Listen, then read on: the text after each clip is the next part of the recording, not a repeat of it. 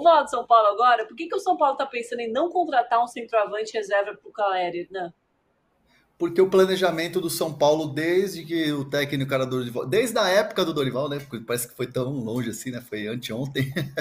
Mas o Dorival tocou esse planejamento, vinha fazendo as reuniões com a diretoria, com o Muricy, com todo o staff. E a questão financeira e a falta de jogadores para reserva do Caleri, inclusive o São Paulo tentou contratar o Mastriani, que é o centroavante uruguaio do América. E aí ouviu do staff do jogador, poxa, mas para ser reserva, né? Então, assim, o São Paulo ficou muito nessa coisa de estar no mercado buscando um reserva para o Caleri. Pô, tem jogador que fala, pô, vou chegar, vou ser contratado para ser reserva. Então, acho que talvez, né, tenha esse foco não tenha sido legal. E aí o São Paulo teve tá tendo muita dificuldade, porque para você contratar jogadores melhores e com custo menor, que o São Paulo vai no mercado assim, oportunidades, né? Oportunidades de negociações, oportunidades de mercado, o São Paulo esbarra na questão dos gringos, se for para trazer um jogador estrangeiro. Tem muito gringo. Tem o Gabriel Neves que vai sair, já saiu e daqui a pouco eu falo sobre ele. Mas aí o São Paulo, dentro do clube, consegue uma alternativa. Qual é a alternativa? Está se discutindo, já está em prática, o Juan, jogador que é formado em Cotia, ser uma alternativa para o 9, né? O jogador que vai fazer ali centroavante. Então ele está sendo testado, os trabalhos seguem agora com o Carpini, e o Carpini vai dar continuidade a isso que foi falado no planejamento, nas reuniões da diretoria.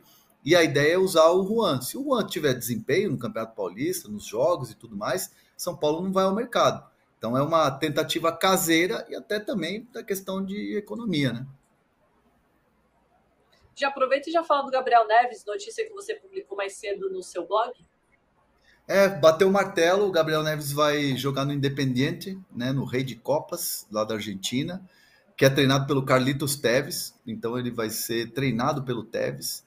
E o São Paulo amarra um contrato de 1 ano com uma opção de compra considerada muito boa. Que é aquela situação, você consegue reaver o investimento e ainda pega uma grana. Então o São Paulo colocou essa condição no contrato, que ao final, se o Independiente quiser comprar, vai ser um valor fixado que é muito bom para o São Paulo. Se não, aí vê se o jogador volta ou se vai para outro lugar, enfim. Mas é uma decisão que o São Paulo até comemora, porque até semana passada o que se discutia com o Gabriel Neves e com os advogados dele era uma rescisão de contrato amigável. São Paulo tem alguns débitos ainda aí com o Gabriel Neves, então estava se discutindo uma rescisão amigável. Mas aí apareceram ofertas, e também teve oferta do Fortaleza, mas ele acabou optando pelo Independiente. Então, adiós, Bigodon. Boa, já já a gente vai falar de Bahia e Fortaleza que estão no mercado, mas é hora de saber como é que o Carpini vai encaixar o Rames Rodrigues nesse time. Bora lá, PVC, que o número de like tá ótimo aqui, hein? Ó, 3.000. Uhul! Não, calma, tá chegando, tá chegando. Roda a vinheta então, por favor.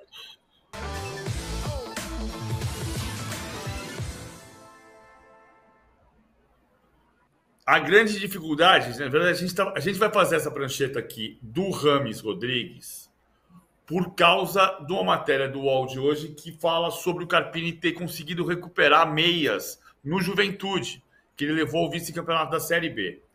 E a pergunta que era feita na semana passada, uma das perguntas que eram feitas na semana passada para o Carpini era como ele lidaria com uma situação em que tivesse que escalar Lucas, Luciano, Caleri e Rames. E agora ainda tem o Ferreirinha. A minha impressão é a seguinte: quem está jogando aqui nessa função é o Lucas. E o Lucas faz muito esse movimento de chegar até o ataque e de voltar para preencher o meio. O Rames, para jogar nesta função, teria que fazer o movimento da direita para dentro e retornar para fazer o corredor defensivo. É muito difícil para ele fazer esse corredor defensivo que eu desenhei aqui. Para o Lucas, é um pouco mais fácil só que você sacrifica o jogador de mais talento desse elenco. Alguém vai concordar comigo? Quem tem mais talento nesse elenco, Lucas ou Rames? Eu voto Lucas. Então eu voto o Lucas para cá, porque o Lucas já fez esse movimento de uma perfeição que levou à vitória sobre o Corinthians, levou ao título da Copa do Brasil. O Rames vai ter dificuldade para entrar nesse time. Mas a confiança que existe o Carpini recuperou seus meias no ano passado. Para jogar assim, jogar num meio campo que tenha um losango, por exemplo, com o Rames na frente e o Lucas de segundo atacante, é possível fazer isso aqui? É possível. Mas olha aqui do Ferreirinha nisso aqui. Então, vai dar trabalho para montar, para ter Rames, Lucas, Caleri, Luciano banco, acho, Ferreirinha lado esquerdo, mais fácil fazer um 4-2-3-1, e aí você ter Eric, Lucas, Ferreirinha, Caleri. E o Rames vai disputar a posição aqui. Podemos discordar. Eu jamais discordaria com você, PVC, não ao vivo, pelo menos, só nos bastidores. Vou pedir para a produção providenciar palmas para depois da sua prancheta. A gente já tem a sirene e teremos palmas em breve. O Márcio Mendes pergunta aqui, Hernan, se o Caleri volta na Supercopa. A ideia é que tenha o Caleri, né? A ideia é ter o Caleri, ter o time forte, o time principal que o Carpini está montando nesse momento na Supercopa. A ideia é essa. Se de repente perder algum primeiro, segundo jogo, sei lá, do Paulistão, mas a ideia é ter o Caleri e o time titular inteiro pronto para o dia 3, para o dia 4, né? Melhor dizendo, a final da Supercopa no Mineirão. Boa. O Beto colocou aqui, começou as pranchetas, viu? Você já tem um público cativo aqui da sua prancheta para você. Bom demais. Diga lá, Domi. Não, nessa onda de prancheta, eu queria trazer uma informação que depois eu até vou escrever um texto sobre isso, mas eu já vou adiantar aqui. A gente pode até, de repente, fazer um corte. Já tô dando a letra na produção, tô brincando. Não, é de primeira, que aí a gente tem que tocar a sirene. É uma novidade no São Paulo. Toca a sirene, produção! Diga lá, Hernan. O São Paulo tem um planejamento de transformar Luiz Gustavo, que está sendo muito elogiado nos bastidores do clube, não só pela postura dele fora de campo, ali no CT, no dia a dia, mas dentro de campo também entrega. E eu ouvi a seguinte ideia: o São Paulo quer fazer do Luiz Gustavo o novo Felipe Melo. Que o Felipe Melo foi para o Palmeiras e que muito bem no Fluminense, jogando final de Libertadores, jogando no Mundial de Clubes, é fazer do Luiz Gustavo um novo Felipe Melo, um jogador que jogue como primeiro volante ali, na posição dele, mas que também possa ser um zagueiro com saída de bola. Ele tem um passe muito preciso, a saída de bola é uma das marcas do Luiz Gustavo. Você pode falar sobre isso. E é um zagueiro canhoto, né? Um jogador canhoto, né? Então, a ideia do São Paulo é essa: transformar ou fazer do Luiz Gustavo a mesma história que o Felipe Melo teve no Palmeiras. Jogou como volante, depois se transformou num zagueiro, levantando taça, levantando Libertadores, e depois o Fluminense a mesma coisa, levantando taça, Libertadores e jogando o Mundial de Clubes. E quem sabe até uma Champions, né, PVC? Vazou, hein? Vazou. Telefone tocando. Já ligo para você. Já. 2 segundos. Eu acho que a questão do Luiz Gustavo, que o Hernan disse, passa muito pelo Beraldo. Porque o Beraldo tinha uma qualidade de passe, prestava para o elenco do São Paulo uma qualidade de passe que o Ferrarese não tem igual.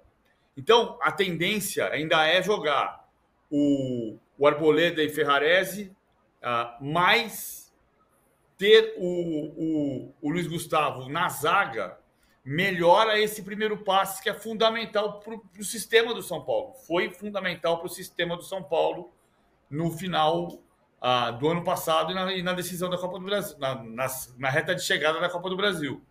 O Luiz Gustavo melhora essa construção do jogo. Mas acho que vai ter uma disputa. O Ferrarese é muito bom defensivamente. Boa. Agora passando para o Bahia, uma notícia importantíssima para o Bahia. Superou Palmeiras e Corinthians e contratou o volante Caio Alexandre, de 24 anos, que se tornou o jogador mais caro da história do clube. E ele já chega para essa pré-temporada do Bahia em Manchester. Os valores não foram divulgados ainda, né, Hernan? Mas o Fortaleza tem 50% dos direitos, o Botafogo 40% e o Vancouver Whitecaps do Canadá tem 10%. Foi melhor para quem esse negócio? Para o Bahia, para o Fortaleza ou para o Botafogo? Grande negócio do Bahia, porque o Caio Alexandre é um baita de um jogador que foi muito bem na última temporada. O Caio Alexandre, o Fortaleza já vinha conversando com o Vancouver para comprar o Caio Alexandre, exercer a opção de compra antes da final da Sul-Americana. Então a ideia era essa. Só que no futebol, eu ouço muito isso de dirigente e de empresário. No futebol, quem dá a palavra é o jogador. Quem assina é o jogador, se o jogador não quiser assinar, não assina. O Caio Alexandre teve propostas do Palmeiras, né? O Corinthians também sinalizou com interesse e o Bahia veio forte. Pelo que eu sei, o Palmeiras, quando percebeu que poderia ter qualquer tipo de disputa ou leilão, pulou fora. Caiu fora da negociação. E aí o Bahia, entre Bahia e Corinthians, o Corinthians também está bastante agressivo no mercado. O presidente Augusto Melo está bastante agressivo junto com o Rubão no mercado. Só que o Bahia acabou sendo o projeto que seduziu o Caio Alexandre. O projeto de você ter um City por trás, de você... a pré-temporada está sendo lá junto com o time do Guardiola, tem uma expectativa enorme. E mesmo com os jogadores da mesma posição sendo contratados tão bons quanto. Então, assim, o projeto do Bahia, o Rogério, que é muito importante nessa questão, foi lá e conseguiu ter a preferência do jogador. Então, o Caio Alexandre optou pelo Bahia, optou pelo projeto Bahia e acabou fechando. Só um detalhe aqui que é importante contar. Eu contei a história da maior transferência da história do futebol do Nordeste, entre dois times do Nordeste, e da maior compra da história do Bahia, 5 milhões de dólares.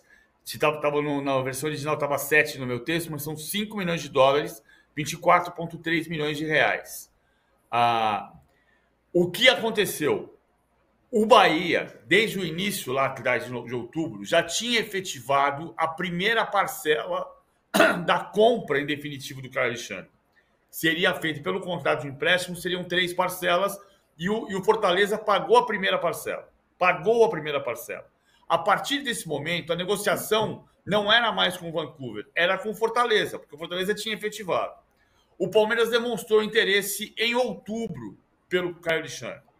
E os empresários do jogador entenderam que haveria uma proposta oficial. O Palmeiras perguntou ao Fortaleza qual era o valor, e o valor era 5 milhões de dólares. E o Palmeiras recuou. O Palmeiras não fez uma proposta oficial para o Fortaleza. O Palmeiras consultou o preço, e o Fortaleza, segundo as informações que vêm de Fortaleza, o Fortaleza não recebeu uma oferta oficial depois de colocar o preço. O Palmeiras não fez contraproposta. Mas o jogador e o empresário do jogador, que é o Reinaldo Pita, ficaram com a ideia de que ia ter o interesse do Palmeiras. No final de dezembro, depois do final do Campeonato Brasileiro, no meio de dezembro, depois do final do Campeonato Brasileiro, o Palmeiras deixou claro que não ia efetivar a compra. E o Corinthians entrou na história. Mas o Corinthians entrou com o Vancouver. E o caminho era o Fortaleza. Por quê? O Fortaleza já tinha se acertado com o Vancouver e pagado a primeira parcela da compra definitiva. Então, o Bahia, percebendo a brecha do negócio, foi no Fortaleza e fez a proposta para o Fortaleza. Com o Palmeiras recuando o flap e o Corinthians entrando no lugar errado, a oferta do Bahia foi composta porque o Caio Alexandre, incomodado por julgar que o Fortaleza tinha dificultado a transferência para o Palmeiras, e não foi isso que aconteceu, foi o Palmeiras que não efetivou a proposta. O Fortaleza disse, não tem mais clima para o Caio ficar aqui, vou negociar com o Bahia. E assim se fez a maior transferência da história do futebol entre dois times do Nordeste e a maior compra da história do Bahia, 24,3 milhões de reais, 5 milhões de dólares. Esse é o valor. Neste final de semana, aconteceram as 2 maiores transferências da história entre 2 clubes nordestinos. No sábado, o Fortaleza vendeu o Gustavo Coutinho para o Sport por 7 milhões de reais, por 70% do contrato. E no domingo, o Fortaleza anunciou a venda do Caio Alexandre para o Bahia por 5 milhões de dólares, 24,3 milhões de reais pela cotação de hoje de manhã. São números impressionantes e muito legal, né? Tudo isso está acontecendo com o Bahia e com o Fortaleza. Eu acho que a gente pode falar, né, PVC, que é um novo capítulo da história do futebol do Nordeste sendo escrito aqui, nos nossos olhos. Eu acho que é um pouco dessa história dos clubes médios. Assim, as 2 grandes notícias arredondando as transferências do verão, né? Vai continuar havendo transferências até março, quando termina o verão, mas os campeonatos estaduais começam na quarta-feira. Começa o Carioca na quarta-feira, começa o Mineiro na quarta-feira, começa o Paulista no sábado, começa o Paraense no sábado. Então, até este momento, o que aconteceu? Algumas das maiores transferências de clubes. Aníbal Moreno, segundo mais caro jogador da história do Palmeiras. Ferreirinha, 4º jogador mais caro da história do São Paulo. De La Cruz, 4º jogador mais caro da história do Flamengo e 4º mais caro da história do Brasil. Tem mais. Jean Lucas e Caio Alexandre, os 2 mais caros da história do Bahia. Alário, o 3º mais caro da história do Internacional. Esse é um ponto. E o outro ponto foi o fortalecimento dos clubes médios, que recusaram ofertas importantes. O Caio Alexandre não foi vendido nem para o Palmeiras nem para o Corinthians e foi para o Bahia. O Léo Ortiz, até este momento, não foi negociado pelo Bragantino com o Flamengo, que demonstrou interesse. O Cauli, o Bahia não vendeu para o Palmeiras.